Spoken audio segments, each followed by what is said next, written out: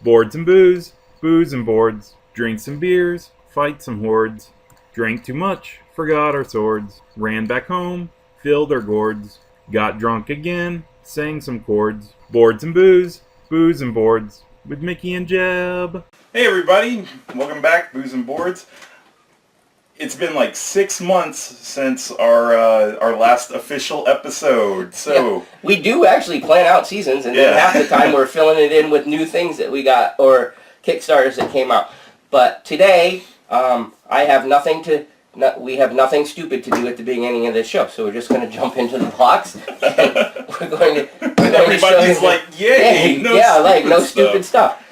Today we're going to go over Versus System, otherwise known as Marvel Versus System, even though some of the expansions aren't just particularly Marvel. But anyways, this is a game it's a 2-player card game by Upper Deck. Yep. It is, box says ages 12 and up, 2 players, about 30 minutes. There's a little bit of a learning curve. Your first game is probably going to take you 45 minutes to an hour. Is that fair guesstimate? Because you're going to go back and look at the rules, make sure you know that you played it right, all that kind of thing. We're talking about a similar game to any of your collectible card games like Pokemon, Magic, Yu-Gi-Oh! Except it's not collectible, right? It is not collectible, but that's the play style. Right. It's a versus system. Hey. You versus another person with Marvel Universe type of cards. Getting back to what Jeb had said about it not being collectible, there are no booster packs for this. When you get an expansion, everybody gets the same cards. So these games are more about your ability to deck build and your ability to strategy, and then hopefully you're a little bit lucky as that goes along.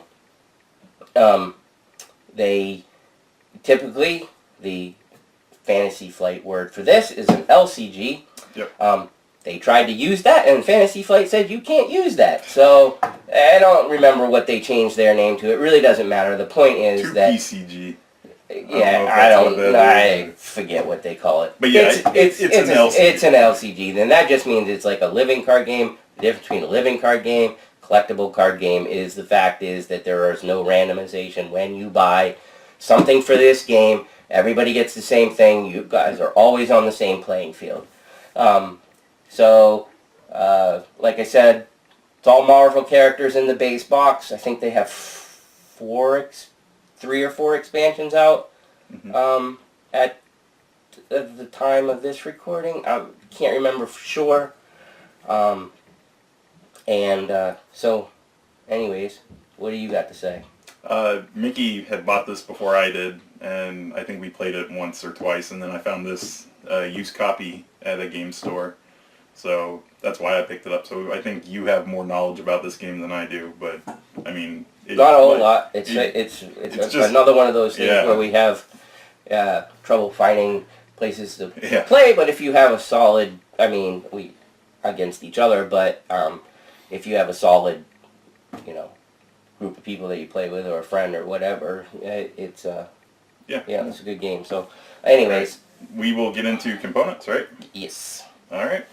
Okay, so let's go over the components for Versus System. And as you can see, it's a card game. It's a card game. So we're just going to basically go over the types of cards. Yep. So the first type of card that we're going to talk about is the main character card. And this is kind of like the leader of your deck. Right. So this is the main character card. You know the main character card option basically because it has a level in the top corner instead of a cost. So this is level 1 and this is level 2. The top is gray and the level 2 top is a yellow/gold color. All right. Obviously the same character, different stats and or abilities on the different levels. On the card you've got the name up at the top. Yep. Then the team affiliation. Okay, so that's the symbol on the right upper corner. In this case, this is Wolverine. He has an X-Men symbol. In this example, I believe this whole deck is all X-Men. comes into play a little bit. You don't have to stick to one team affiliation when you build a deck. The type? The type is right underneath the name. So, like we just said, this is a main character. That's its type. The powers, which are just the abilities of Right. them. So, whatever's in here are its power. He has Snick, which basically, if you read the comic books, that's his claws. Then down here, it tells what he can do. Words in bold, like a lot of other card games, are keywords. That means they have some sort of significance in the game. And there's a couple symbols that we'll go over in a little bit, right? Up top, Mickey already mentioned it, is the level. Yep. So top left, level 1, level 2 in this case. They never did a level 3, right? Not, I don't know. Okay. The core doesn't have a level 3. Okay. After that is the health. That's Bottom right. sorry. Yep. The little blood drop is how much health the card has. And then attack and defense. Okay. Down in the left-hand corner is a yellow number and followed by a blue number. First number is the attack. Second number is the defense. Okay. And that's everything on the main character card. So let's move on to the supporting character. Okay. And how do you know it's a supporting character? Okay. First of all, a supporting character will have a cost instead of a level up at the top, and the second thing is its border is going to be a red type of border, and it also says supporting character on it. Yep. This card is pretty much the exact same as the main character. Except for, like you said, except for the cost and stuff, because these are what you're going to. This is just in the game. These are going to comprise your deck. Yep, and that's actually a good one to show. Above the attack and defense, there are a space for 2 symbols. Wolverine doesn't have it, but Cyclops does, and that's one of that. Right. That I forgot the name of. So these crosshairs are symbolize that this character has a ranged attack. There is one other symbol that may be in that position right above that. So Storm has wings. That means she has the ability to fly. Yeah. So that would be the difference between. Actually, your main characters can have them too. Wolverine doesn't have that stuff. So. And that's everything for that card. So next card is the blue one, and that is called a plot twist. Plot twist. Basically, a plot twist is like a change what's happening type of card. It has basically a symbol up here which will tell you when and how to use it, and down in the text box. Sorry, thank you, Jeb. Yep. Will again tell you when and how this card takes effect, and they have various different abilities. And they also have a team affiliation symbol. Also, on the top right. They do, and it says plot twist right on it. Yep. And then the last type of card is a location card. Right. And that one is the green border. Right. So the location cards, this is a basic location because it provides one of these symbols. I can't off the top of my head remember what all the symbols stand for, but basically they are how you're able to trigger your hero's superpower. Yep. And that's everything for the cards. So below the cards you can see there are some counters. So there are different types. There are the +1/+1s. See, they have the front side has +1/+1, or there's ones, or I'm sorry, and the back has +3/+3. So you'll be able to pretty much, however many you would possibly get on somebody, you'd be able to manipulate the math so that you could remember. Yep, and along with those, there are the -1/-1s. And the same thing, except they're red and they have -1, and -3. And they pretty much the +1/+1, -1/-1 is in reference to that character's attack and defense. So, Right, so it just adds, so what Jeb's talking about, if you're not familiar with these types of games, so again, this is his attack defense value. If he has a +1, Cyclops right now is a 2-3 for attack defense, he would then be a 3-4 for attack defense. The next one are the experience counters. So experience counters, same type of deal. Front side, 1 experience point. Back side, 3 experience points. Why there's experience points in the game, that's how you level up your main character card. And then the last counter is the wound counters. Yep. So 1x on the front, and guess what's on the back, Jeb? Triple X. 3 X's. Good job, Jeb. And that's everything for components. So, typical play area, just so you know, once you've, and you know, we'll get into setup obviously and stuff, but in terms of how you're going to set up the game, typical play area looks something like what you're seeing right now. Your deck, and this is a little bit important in terms of, so you have a front row and a back row. The row that's in the same line as these characters is called your back row, and then anything up front is your front row. And why the deck is kind of important, because if you were being like really picky when the game got going, you know, and this guy slid up a little bit, you could be like, oh, he's kind of in the front row if you had no other cards on the field. So just remember, back row, front row. You'll see why that's important in a little bit. Your level up character is off to the side for now, usually by your deck. You have a discard pile over here, and your back row are your resources. Okay, so your locations are your resources for your money for the game, so to speak. And the only official thing, the discard pile, is called the KO pile. Okay, so basically that's the field. Your opponent would have a similar setup on the other side, and that's about it. Yeah, so we are going to go into setup. Okay, for setup, the first thing that you have to do is each player is going to need a 60-card deck plus a main character, and the main character consists of a level 1 and a level 2. We're not going to go over how to build decks. It's in the book. Right. So we are going to play with 2 of the recommended starter decks in the rule book. They're real basic. They're all the same team affiliation. So there's no shenanigans, because just want to show you how to play. The important thing to remember, the very basics of deck building, is exactly 60 cards. And you bring a main character, not part of the 60 cards. Right now there's 60 cards in here. Here's my main character. I'll put the level 2 off to the side there. Hold on. We've got order. Sorry. The next thing you do is place the counters nearby. Which got the counters over here. There. Determine the first player. So Mickey always goes first. Next is, starting with the first player, place their level 1 main character into the front or back row. So Mickey will now choose. I will place Wolverine into the front row.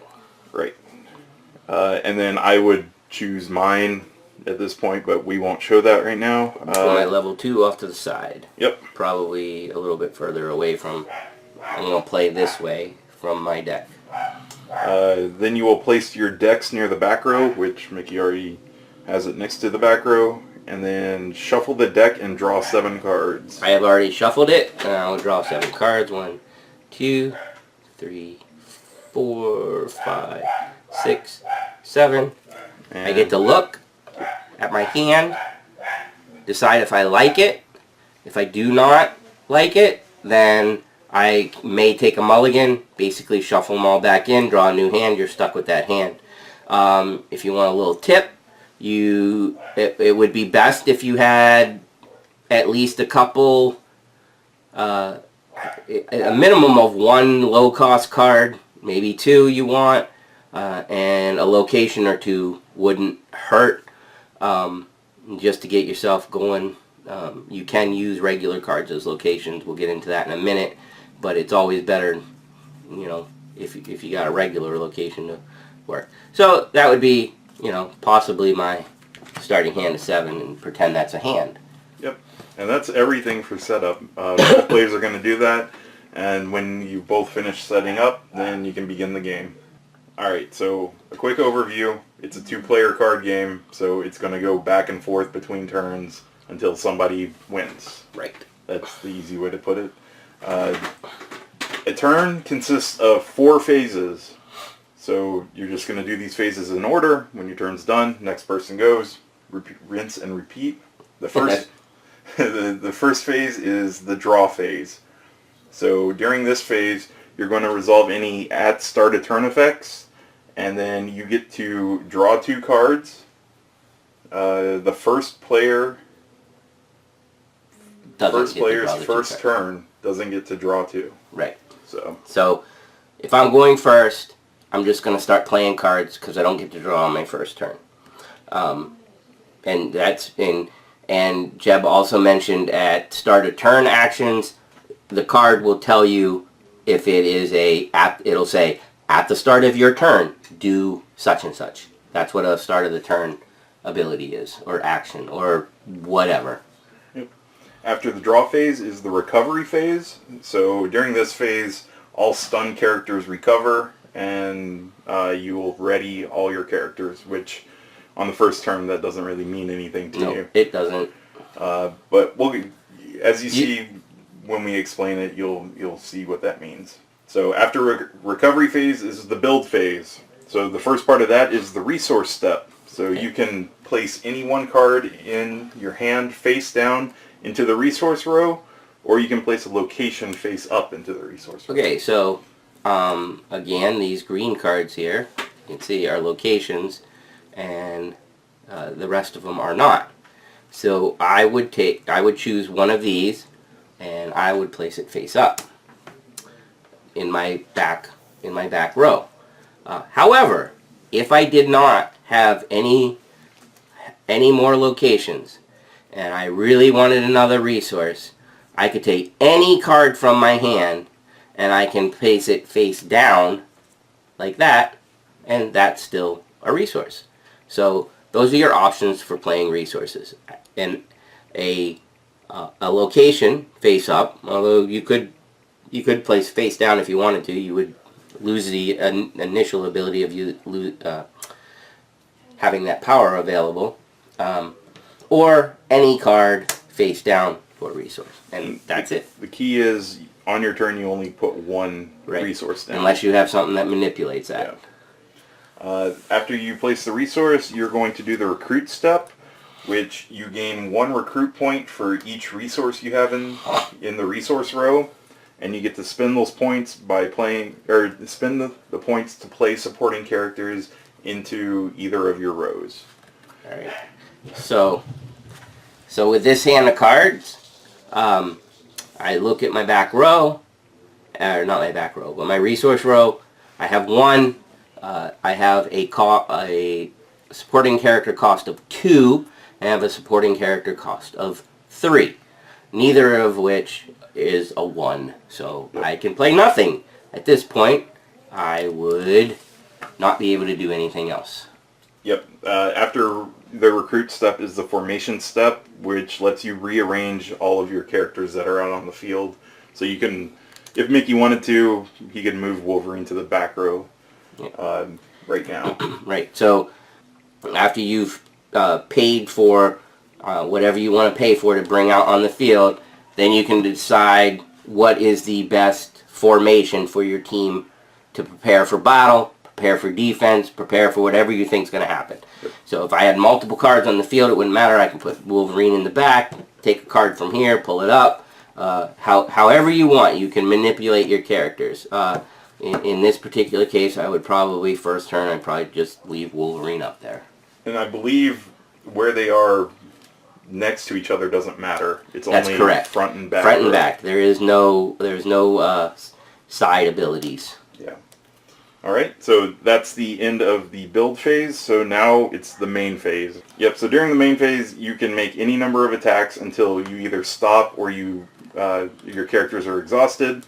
One thing to note is that the front row can make melee attacks, and the back row can make ranged attacks. And we'll get into that in a minute. The first thing that we'll talk about is making a melee attack. So let's put Magneto in the front row against Wolverine.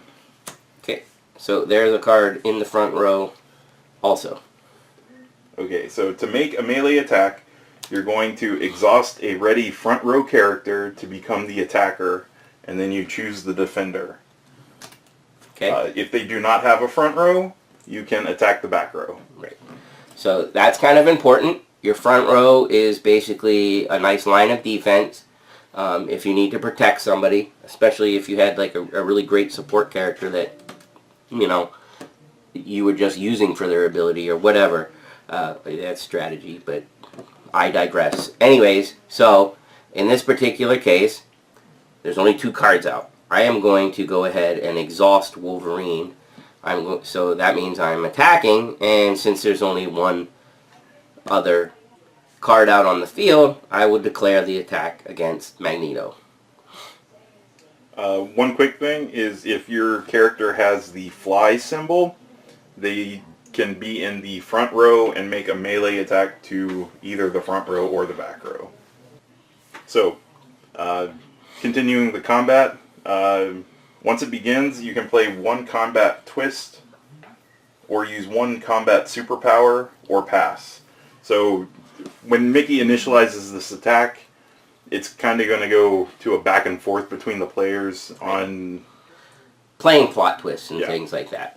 Okay, so it's my turn. I have the option of playing something that alters the battle or passing. So what that means is I could play this this plot twist, and what this says. So this symbol is, I forget what it's called. Any time symbol or something like that. Anyway, so I look down here and it has that symbol, and then it has the combat symbol. So that means I have to use it in combat. We're in combat. It says put a +1/+1 counter on each character on your side of this combat. So I would play this card, I would discard this card, I would grab a +1/+1, put it on Wolverine. Now Wolverine is a 4/5 character. Alright, so now Magneto, or me I guess, whoever, gets to choose any plot twists that they want to play from their hand or use powers. And I'm just going to say pass for Magneto because my hand stinks. Okay. Now, at this point, I could play another plot twist, or one thing that's very important to the game is there's Wolverine in my deck. Okay? In this game, you can't have 2 characters with the same name on the field. Right. Unless a card says you can. But, so what good does multiple characters of the same name do in my deck? Well, at this point, if I don't have any plot twists, I can be like, I have a Wolverine, he doesn't do me much good, I'm going to play a Wolverine in my discard pile. If you play a card with the same name, it works as a +1/+1 to a card of the same name. So I can discard Wolverine, and I get another +1/+1. Alright, and then it goes back to Magneto, and he still doesn't have anything he can play, so he's going to pass. Okay, so I think at this turn, since I'm trying to figure out what Jeb's doing, he's not playing anything, I'm going to assume that he really does have a cruddy hand. I'm going to go, I pass also. Now there's been 2 consecutive passes, now we'll resolve the combat. Yep. For resolving the combat, the attacker strikes the defender, and vice versa, simultaneously. So what you have to do is compare the attack and defense of both of them back and forth. Right. So I'm the attacker. I compare to Magneto, who is a 2/4. I compare my attack value with his defense value. I am a 3/4/5 against his 4. That is enough for a hit. So we know I have hit Magneto. Magneto compares his 2-4 with my 3-4, or his combat of 2 with my defense of now 4, 5, 6, he does not hit. Okay?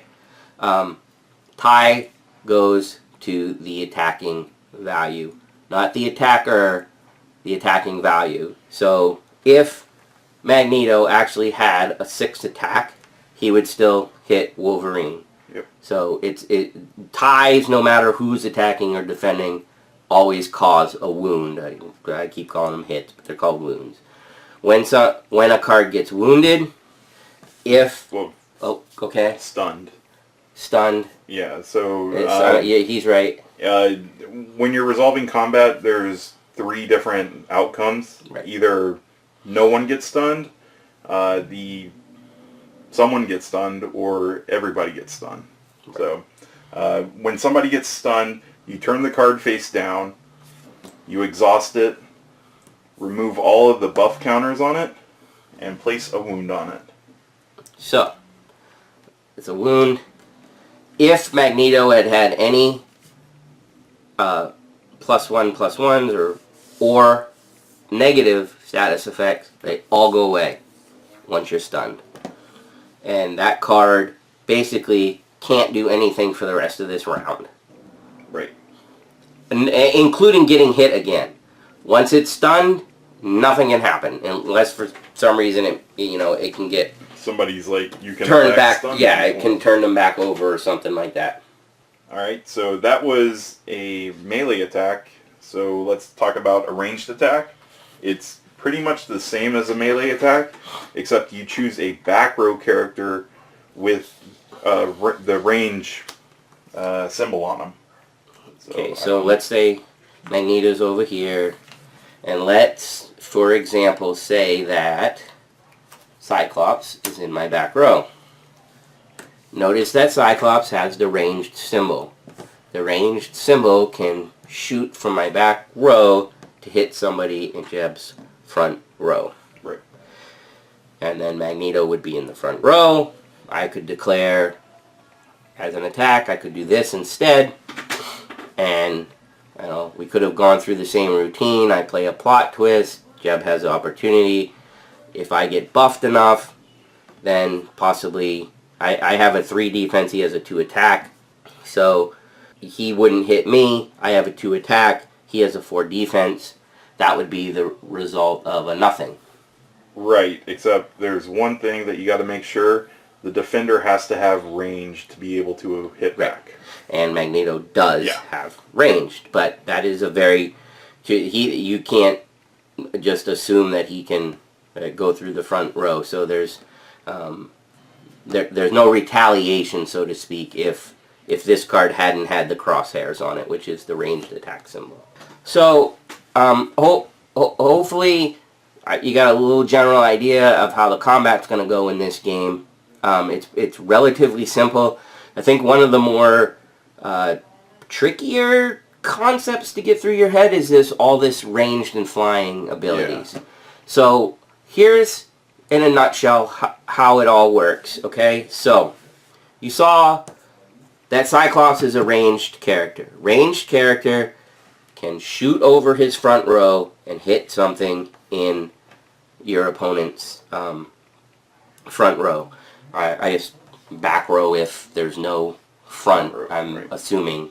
I don't remember reading that for sure. Well, I think anytime there's no front row, you can get through. That's how it's worded anyways. Magneto is a flyer and ranged. So, if a ranged character attacks Magneto, he does have the ability to attack back because he's ranged. Also, Magneto is in the front row, and it's his turn. He is a flyer. He may fly over and attack the back row of Cyclops. If Magneto, he is ranged and flying. If he is in his back row, he can still go all the way to the back row there because he's a flyer and he's ranged. One exception is that if the defender has a flyer in his front row, it will block a flyer trying to get to the back row. Yep.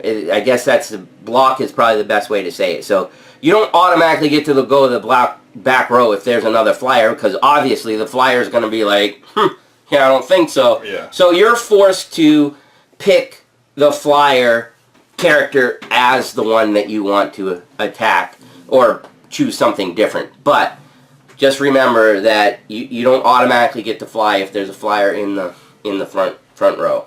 Alright, so I think the next thing we need to talk about are team attacks. Team attacks, the way these work is you will declare 2 or more characters with the same team affiliation and in the same row, and they are able to attack a single defender. So in that situation, I could exhaust both of these characters. I'll just turn them like that.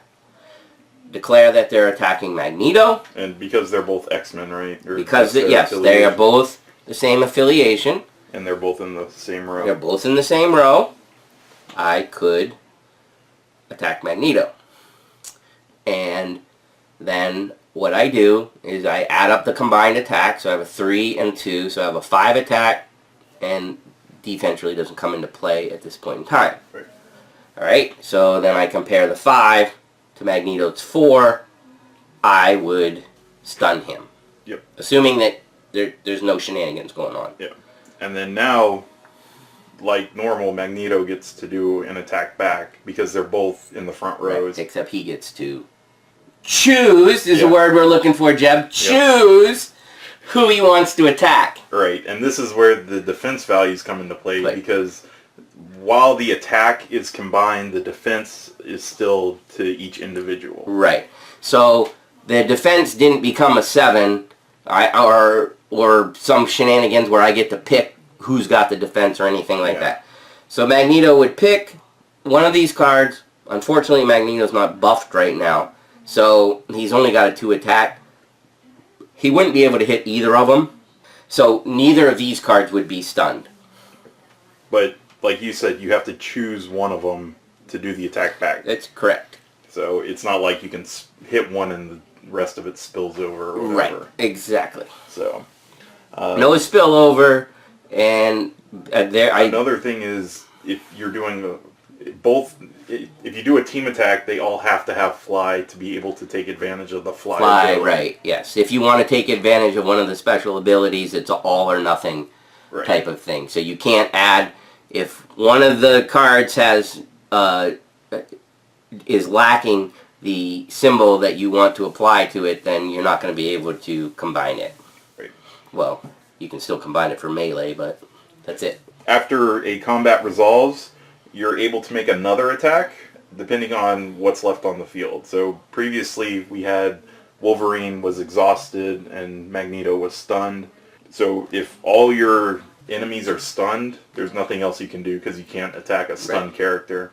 And if all your characters are exhausted, then you have nobody to attack with. So that's pretty much the end of your combats. Like, you can't do anything else. Once you're not able to attack anymore, it's the end of your turn, and any end of turn effects will happen. Then it's the next person's turn. Well, you can correct me if I'm wrong, Jeb. The biggest significance in being exhausted is it just eliminates your ability to attack. Right. You're still a defender. Yep. If the front row, I attacked with Wolverine, and there is only a melee person here, that doesn't mean he gets to go right to the back row or anything like that. Exhausted just means he's been used for the turn. Magneto, if it's his turn, can still attack Wolverine if he wants to, etc., etc. Yep. So that's everything for the turn. There are some things, I've got a list, some miscellaneous things that we can talk about. I'll go through them. Tell me if we already talked about it. The buff counters, they cancel each other out if you have like a +1, +1, and a -1. So if I have a +1 here, Magneto gives me a -1. It's a net effect 0, so they don't stay on the card because that would be silly. So they just come off the card. Well, I guess it's not silly in the effect of if you could get rid of one kind and not the other, that might actually make a difference. But in this game, they cancel, so they do come off if there's a cancellation. And then also, if the defense of a character is reduced to 0 by counters, it gets stunned. So, if for some reason I had a -3 on Wolverine, remember he's got a defense of 4 right now. I know you guys, it's probably hard to see the card. And then somehow Magneto played an ability or a card or something that gave a -1. Wolverine is now at a 0 defense, and he would be flipped over. And remember, when you get stunned, you place a wound on it. Which comes into play for the next thing. Stunned, if your wounds are ever greater than the health of the character, it gets KO'd. Right. So, Wolverine has a 5, Cyclops has a 1. So, basically what that's saying, as soon as Cyclops gets stunned, he's out of the game. He's KO'd. So, he can only take 1 hit. Otherwise, you take the wound counter, and you'll get the card back during the ready phase, with the wound counter still on it. Yep. And we mentioned it before, but stun characters cannot be attacked. They're not able to gain any buffs. They are not able to ready during the beginning part of the turn. It actually says stun characters flip up and then ready. Right. So, and they lose all their powers. So right. Stun characters are pretty much useless. Yeah. Recovering, what you do is you turn it face up and leave it exhausted. It doesn't heal wounds, so I guess there's some words, like some things that actually recover people in the game. Plot twists, played when the card says, depending on the phase. So on the card... Like the example that we showed you literally had the word combat phase, and that's when you were allowed to play it. After you play it, you put it in your discard pile, or the KO pile. And then one key thing is you can only play it if it has a face-up character of the same team symbol. So there are some plot twists that are team-specific. So this Uncanny Defense actually has the X-Men symbol. So if I was constructing a deck that used the X-Men and the Avengers, I could not use this on an Avenger combat, right? Right. Next up are character powers. So... on the character, they have powers. Right. Now is when we should probably talk about the power. Exactly. We will. Okay. All right. So if you remember when we were showing you the back and forth between the combat on when we could play cards, we took turns going, okay, I'm going to play a plot twist, I'm going to play a character card. The other thing you can do is play a power. Your powers are listed on your card. I will say the majority, maybe not all of the time, they require a certain type of location, though, and it'll be on the card. So, for instance, Wolverine it's a combat. So it's an anytime symbol in combat. Wolverine needs this red symbol. Okay, so if I had that back here, and we need Wolverine here, and anytime during combat, Wolverine gets a +3/+0 this combat. So that doesn't say till the end of the turn. Right. It says this combat. So in that case, how do I trigger that? Well, during that phase when we were going back and forth, I would go, I'm going to initiate Wolverine's superpower, and I would flip this over. That provides the resource he needs, and then that is what gives me the +3/+0. Notice that this is still a resource. It just doesn't provide the superpower element to it, and that applies to this card, and in this case it's this combat only. Now his attack, since it's a +3/+0, would be a 6. Right, and then I have a couple notes about this where you can also pay for his power by discarding a location from your hand with the same symbol. So if I didn't have that card in the field and I just really needed, like, it's gonna cost me the game if I don't do that, like or you know, or whatever. I know I can do some really big shenanigans if I can do that this time. I could immediately just discard that card and it would go off. What's the disadvantage to that? This location's gone. So I've given up a resource, but it did give me the instant ability to use that. And then also you cannot use the same superpower more than once a turn. So if I had multiple red locations on the field, I couldn't flip over 3 of them and multiply 3 times 3 and get a 9 plus the 3 and have Wolverine swinging for 12. Right. Which would be pretty cool. Yeah. But could be pretty broken too. So you can't do that. Okay, next I have level up powers. So when you meet the condition on your level 1 card, you can put an experience counter on your level 2 card.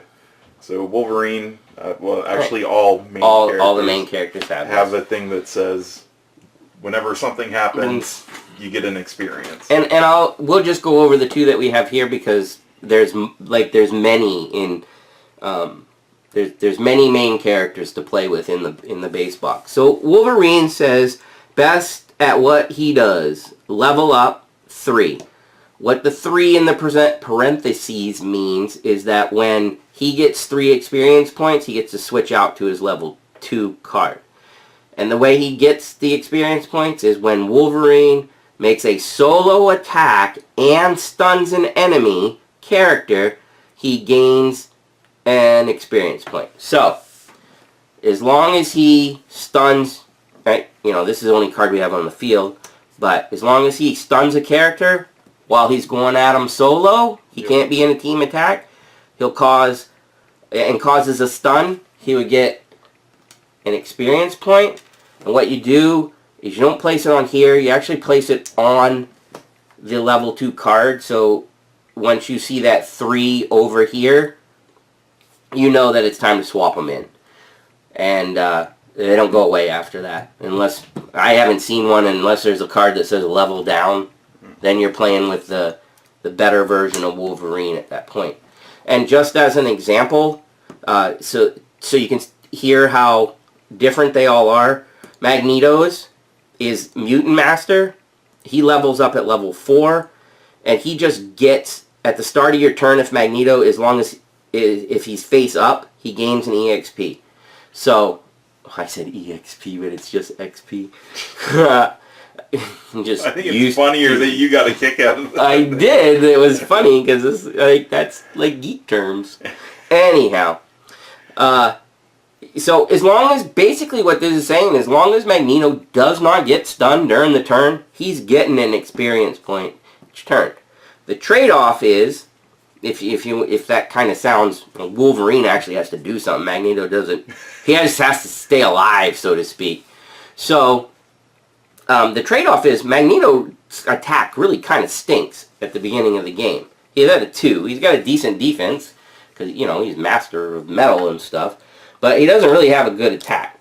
So it takes him 4 turns, and then he can switch to his better card, which I don't know where it is. Probably shuffled in the deck. What's his level 2 say? Yeah. So notice that his stats, once he gets to level 2, now he's a little bit better. Now he's got a 5 attack. But his defense only went up 1. Wolverine, what is his trade-off? Wolverine, he smacks up to an 8 attack, but his defense stays exactly the same. So all the cards do something a little different once their level 2 card comes into the game. And their abilities could change too. Notice that his combat, he still gets his combat one, but then Wolverine's healing factor kicks in, so he can start healing. Alright, Mickey, so if this Wolverine has 4 damage and a +1/+1, and he levels up, what happens? What do you do? How does that work? Oh, okay. So, this comes in, and the damage stays, and I think this goes away. Nope. Everything stays. Okay. Yep. And then this just goes over here, not to return. So everything stays. And if he was exhausted when he leveled up, he would, or the card would come in exhausted. Right. So it keeps the same orientation. All right. The next thing is uniqueness, which you mentioned earlier. You can only have one card that has the same name on that side of the field. Right.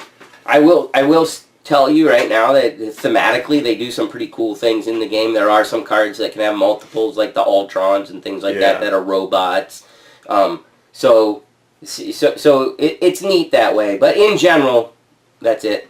There is a rule that says you can play another one.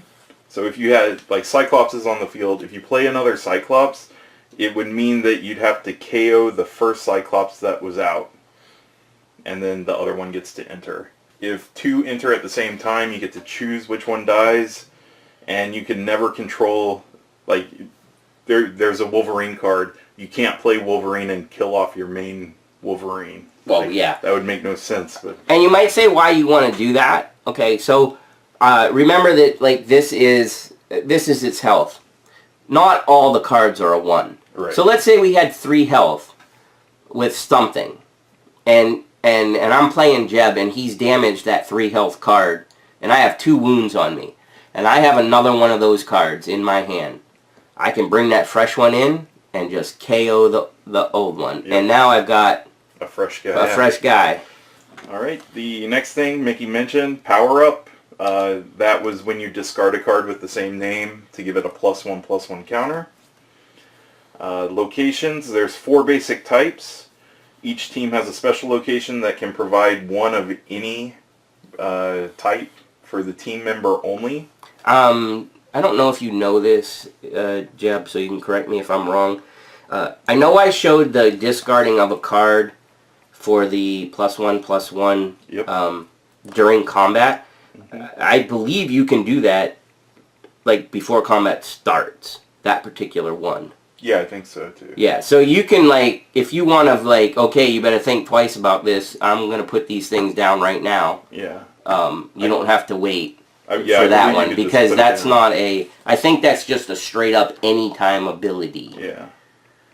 So, just as a note, I'm sure somebody, if I said that wrong, will correct me, but I'm pretty sure that's right. Yep. And then another thing with locations, one location can only be used to pay for 1 power. So if there's 3 people who have like that red target thing for their powers, only one of them can use it. Right. So, in other words, if, like Jeb said, I have one of those red cards. I have 3 characters out here that all have it. When I flip that card over, it's not providing it to the whole group. You have to pick who's benefiting from that location. Yep. I have a note about drawing cards. If your deck ever runs out, you keep playing. If there's no possible things for you to do, the player... You're screwed. Yeah. The player with the main character who has the least wounds wins. Timing in this game, you resolve in order. Simultaneous means the player whose turn it is gets to decide what happens. And then there are variants to this game where you can do a 3 or 4 player free-for-all, or you can do a 2-headed teammates team, stuff like that. And then the game end condition is to either KO all your opponent's main characters, and that's in reference of multiple player game. So in this game, 1 versus 1, your goal is to kill your opponent's main character. If both main characters die simultaneously, the player whose turn it is the winner. And that's everything I got for this. Okay, well, hopefully that gives you enough of an overview. I know it's a lot to take in. I feel like once you know the terms a little bit, if there's not a ton, like, the cards are pretty self-explanatory. Yeah. Do you agree with that? Yeah. You know, they... I definitely think you need, like, a play to get a feel of it. Oh, yeah. I mean, it's like we said at the when we were talking about the time, I think, you know, like any card game, once you kind of know what the cards do, it plays a lot quicker. But I also wouldn't say that we, you know, spent a ton of time reading each card. Like, really, like, text is pretty simple. They're not, like, Oh my gosh, what does this mean? Okay, we're gonna play 1 versus 1, me versus Mickey. I'll probably lose again. We'll see. All right. Oh, I won last